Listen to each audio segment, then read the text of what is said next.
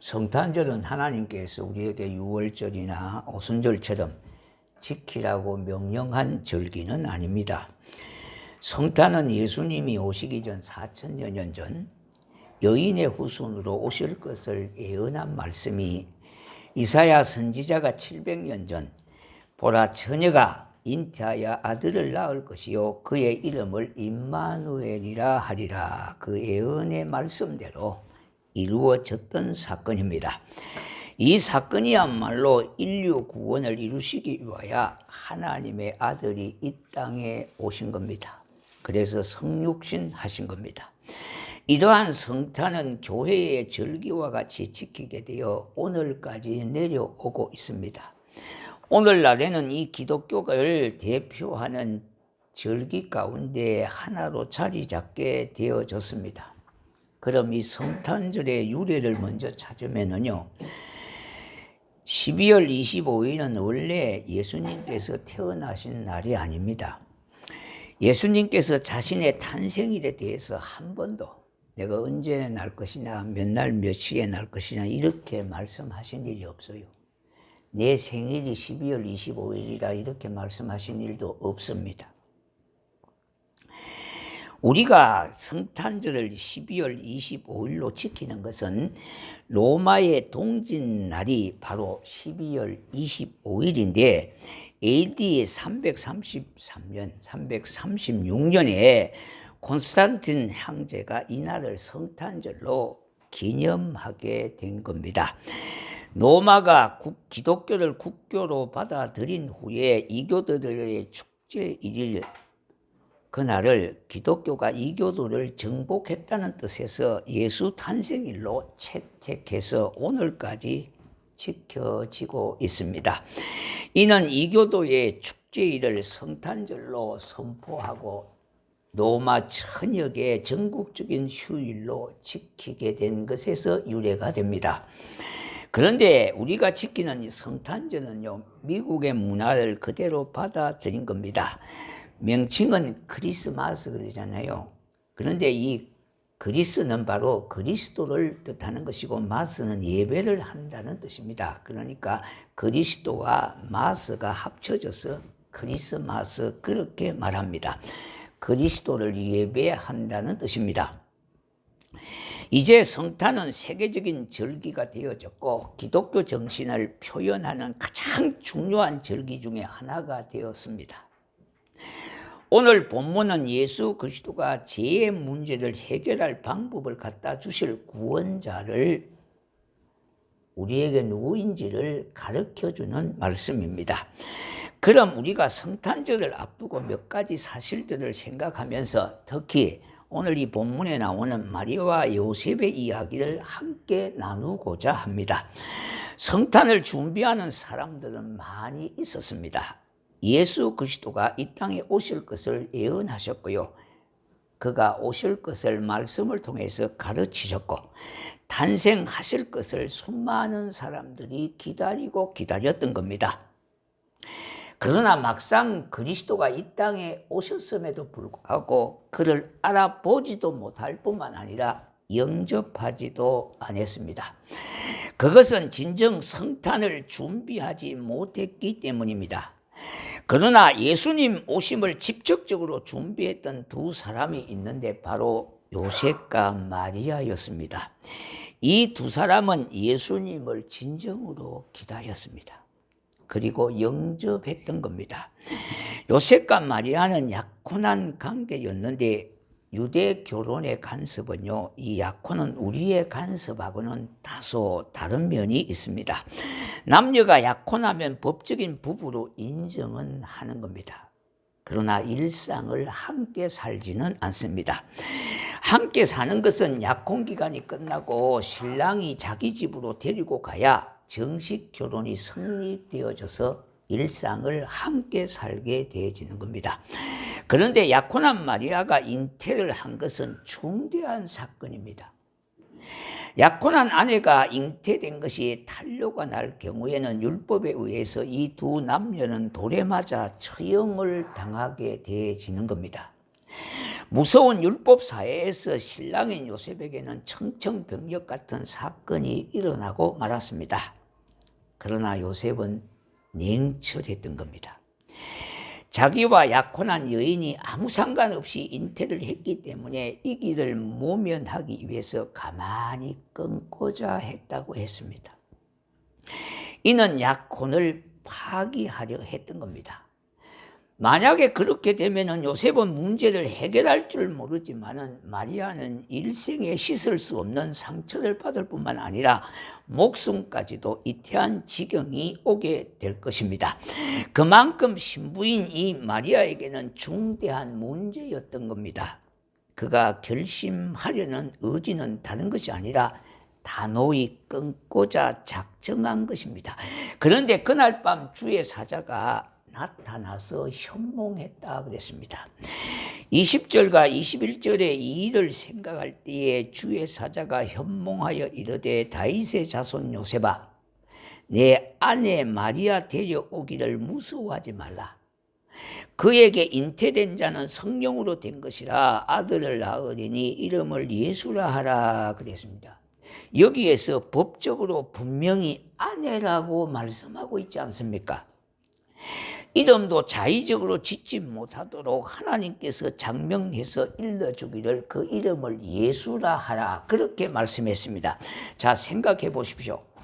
이 말씀은요, 인간의 이성과 상식으로는 도저히 믿을 수가 없는 일입니다. 그러나 요셉은 주의 사자의 말을 믿고 순종을 했던 겁니다. 이게 중요한 겁니다. 여기에 숨겨진 중요한 메시지가 있습니다. 그리스도 탄생에는 인간이 납득할 수 없는 신비가 들어 있습니다. 이는 그분이 성령으로 잉태되셨다는 사실입니다. 비록 현대 이성이나 영웅주의자들이 이 사실을 부인할 것입니다. 한마디로 일고의 가치도 없는 것으로 일축해 버릴 수도 있을 것입니다. 그러나 우리 믿는 성도는요, 이 신비가 갖는 의미의 중요성을 이해하고 믿음으로 수용해 줘야 되는 겁니다. 다시 말씀드린다면 믿음으로 받아들여야 된다는 거예요. 이걸 뭐 자꾸 이렇게 분석하고 따지고 이렇게만은 아니에요. 이걸 그대로 받아들여야 돼요. 그러면은 믿음이 들게 되어지고 깨닫게 되어지고 알게 되어진다 이 말입니다. 우리 모두는 드러난 것을 보고 평가하고 집중할 때가 있지만은 중요한 사실은요, 드러나지 않는 데에 있습니다. 이 드러나는 것은요, 빙상의 일각이고 드러나지 않는 것이 더 중요한 것이 있습니다. 교회도 마찬가지입니다. 눈에 보이는 것이 전부가 아닙니다. 교회도 마찬가지예요. 눈에 보이는 사람만이 일하는 것이 아니라 드러나게 않게 교회를 위해서 기도하고 조용히 물질로도 섬기는 이들이 있고요. 몸으로 시간을 내서 섬기는 분들도 있습니다. 여러분이 교회의 규모가 작곡하는 것을 이걸 표면적으로만 보면 안 돼요. 하나님께서 이 교회를 통해서 하시고자 하는 하나님의 역사심이 담겨 있기 때문에 우리가 교회를 겉모양만 보고 어떤지 저떤지 이렇게 얘기를 하는 것은 잘못된 평가요. 크게 책임을 물어야 될 일입니다. 그러니까 함부로 우리로 입을 놀리서는 안 돼요.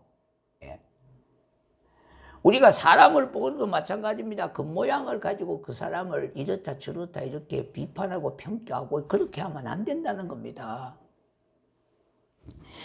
드러나지 않는 것이 더 중요한 것들이 너무나 많기 있기 때문에 그래요. 매달 교회 통장으로 온라인으로 송금을 하시는 분들이 있습니다. 물론 우리가 하나님 앞에 드리는 헌금 모두가 성도들의 수고의 땀방울이고 삶의 일부를 드리는 거죠. 이 드리는 자체도 하나님의 은혜요. 하나님이 주신 것 아닙니까? 그러나 드린 것이 하나님의 은혜라면 이게 복된 일이라 이 말입니다. 더욱 근무 환경이 여의치 못해서 예배 참석을 제대로 못하지만은 묵묵히 일하며 그 가운데 헌금을 구별하여 드리는 분의 헌금을 받고는요, 이 목사의 마음이 울컥할 때가 있습니다. 그 덥고 추운 날 하나님 참 그저 섬기는 마음으로 열심히 주어진 환경 속에서 일하고요. 그 근무 환경이 여의치 못해서 제대로 뭡니까 주의를 지키지는 못하지만 그러나 하나님 앞에 드리는 마음, 교회를 사랑하는 마음으로 그 헌금을 드렸다고 문자가 제게 올 때에 참 마음이 울컥할 때가 한두 번이 아닙니다. 예배를 나오지 못하면요 제일 먼저 잊게 되는 것이 헌금입니다. 헌금을 이 교회를 안 나오면 제일 잊어버리기 쉬운 게 헌금을 드리는 게 잊어버리죠. 예. 이러한 분들은요 한마디로 음으로 양으로 묵묵히 주님의 몸된 교회를 사랑하는 마음으로 물질을 드리고 수고하고 봉사하는 성길이야말로 진짜 교회 사랑, 주님 사랑 아니겠습니까? 그러니까 교회도 드러나지 않는 부분에서 음으로 양으로 묵묵히 헌신하고 봉사하는 분들이 있다 이 말입니다. 그러니까 드러나는 것만 가지고 평가하고 판단하지 말아라는 겁니다. 이와 같은 것들로 인하여 교회가 든든히 서해지게 되고 하나님의 나라가 점점 확장되게 되어지는 겁니다. 사람이 팔이 부러졌다고 죽지를 않습니다. 그렇잖아요. 발가락이 상해도 죽지 않습니다. 물론 더 크게 번지면 죽을 수도 있겠지만은요. 예. 그리고 심장이 고장나면 어떻게 해요? 죽습니다. 보이지 않는 간이 나쁘면 이기가 옵니다. 예. 이기라는 말은 이음과 기회가 포함된 말입니다. 예. 그러니까 간을 잘 이렇게 또 살리면 살릴 수도 어느 정도는 있지 않습니까? 그러니까 간에 나쁘다고 신호가 오면은 기회로 삼고 말입니다. 잘 간을 보호하고 살리는 방향으로 가야 되지 않겠습니까? 보이지 않는 내가 손상하면 어떻게 해요? 온몸 전체에 문제가 생깁니다. 이와 같이 눈에 보이는 것보다 보이지 않는 것이 더 중요합니다. 하나님의 진리도 그렇습니다. 예수 그리스도가 이 땅에 오실 때에 있었던 왕들이나 선지자들이나 바리새인과 같은 사람들이 중요한 것이 아니라 아무도 모르게 예수님 오심을 준비하고 있는 요셉과 마리아의 역할이 더 중요하다는 말입니다. 아무도 요셉과 마리아를 주목하지를 않았습니다. 그들은 바리새인과 선지자들, 왕들을 주목했죠. 아무도 여기에 요셉과 마리아를 주목하지 않았다는 겁니다. 그들의 이 심적인 고통을 누가 알아주겠습니까? 요셉과 마리아는 고독하게 하나님의 명령을 받아들여야 되고 순종해야 하는 싸움을 하고 있는 것입니다. 자, 보십시다. 요셉과 마리아는 인간적으로 그 사실을 받아들일 수가 없었던 것 아닙니까? 주의 사자가 와서 말씀을 할 때에 마리아는 몰랐다고 성경은 말하고 있습니다. 자, 그리스도는 뭡니까? 신성을 가졌었을 뿐만 아니라 여자의 몸에서 나심으로 인성도 함께 가지셨습니다. 다시 말해 그분은 완전하신 하나님이면서도 동시에 안전하신 인간이시므로 그분은 우리를 신뢰할 수가 있고요. 우리도 그분을 신뢰할 수가 있는 겁니다. 또한 우리의 고통을 이해하시는 분이에요. 체울하신 분이라는 말입니다. 우리와 같이 평범한 인간으로 오셨기 때문에 인류의 죄의 문제를 대속할 수가 있다는 겁니다. 하나님의 신으로만 오셨으면요, 인류의 인간의 죄악의 문제를 해결할 수가 없어요. 그러나 몸을 갖고 오셨어요. 다시 말씀드린다면 하나님이 아들 하나님으로 이 땅에 오셨다는 말이에요. 그래서 성자 하나님이라고 말씀하고 있지 않습니까?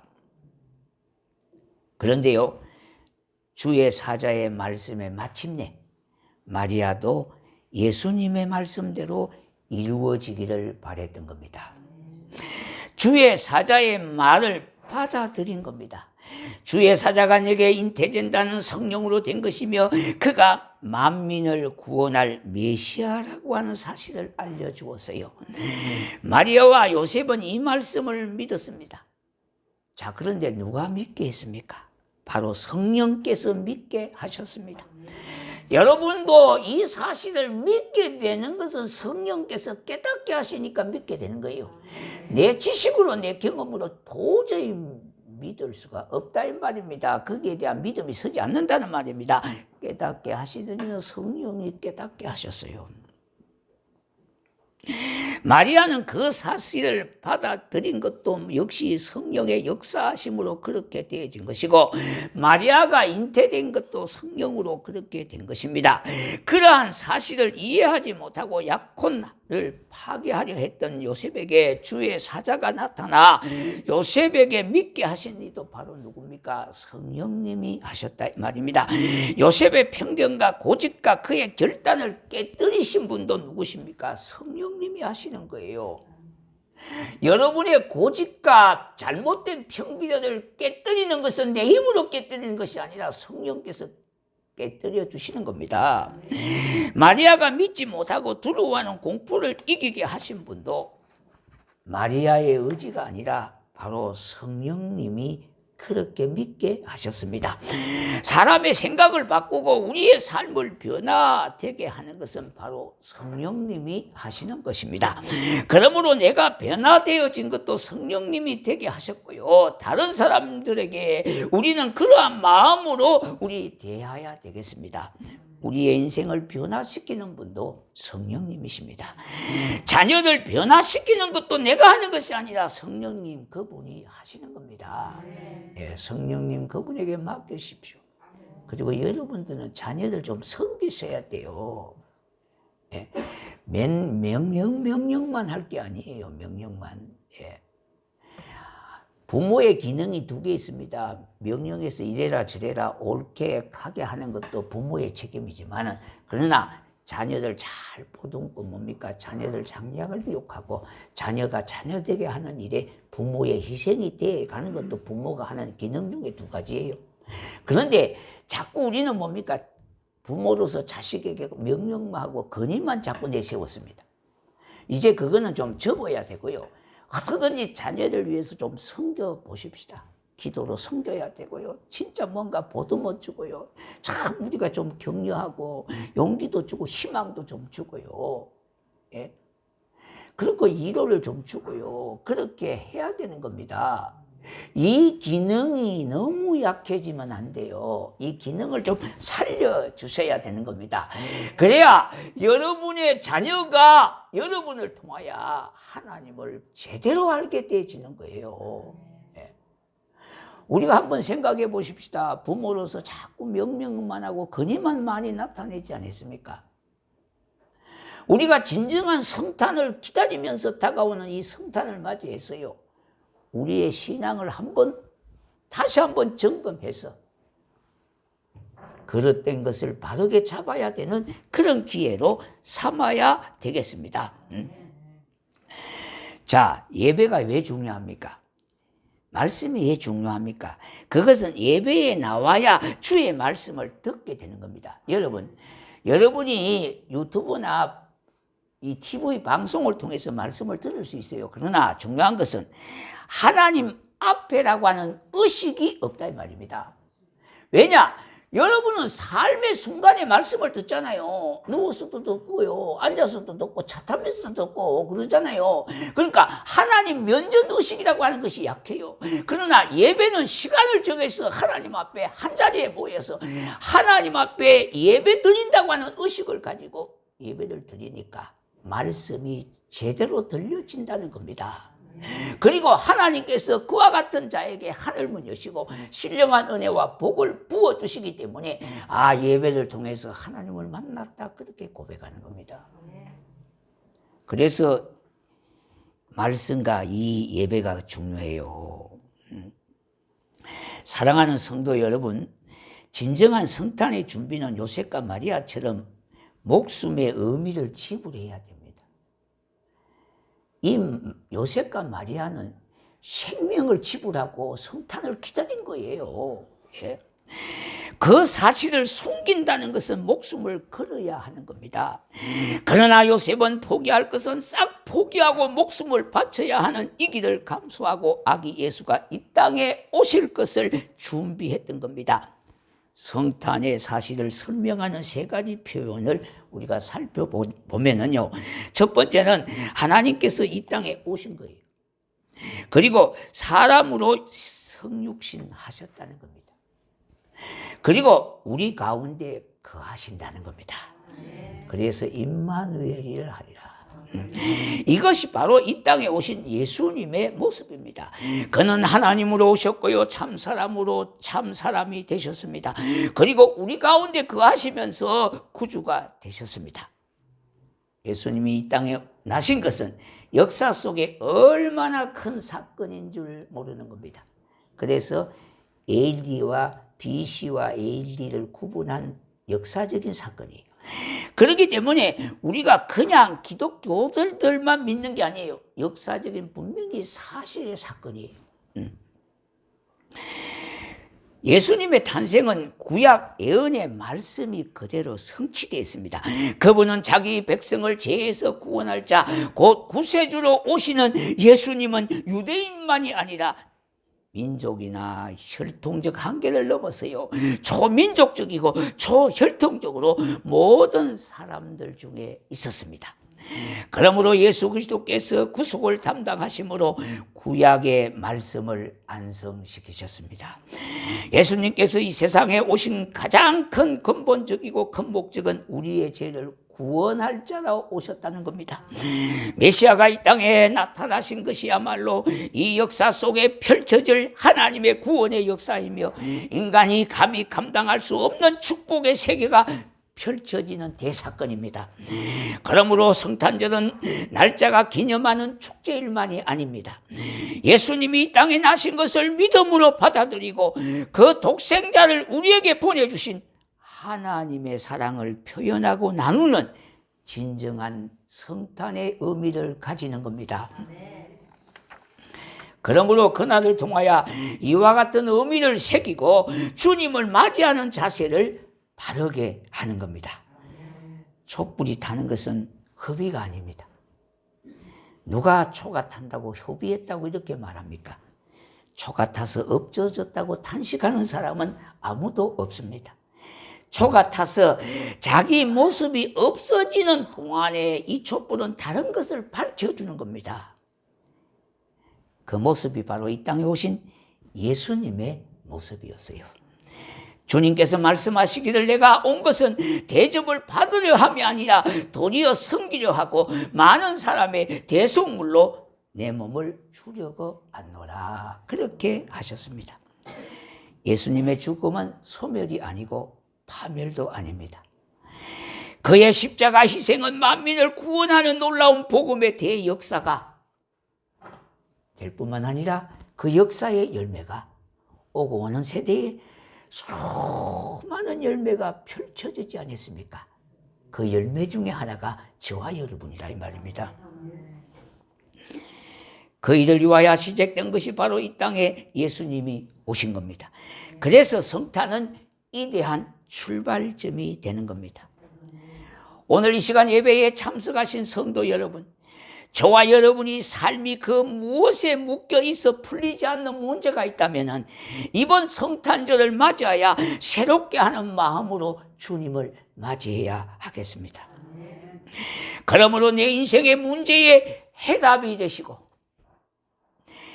내 삶의 주인이 되시는 그분 예수님을 나의 구주로 맞아들이는 진정한 성탄이 되시기를 주의 이름으로 축복합니다.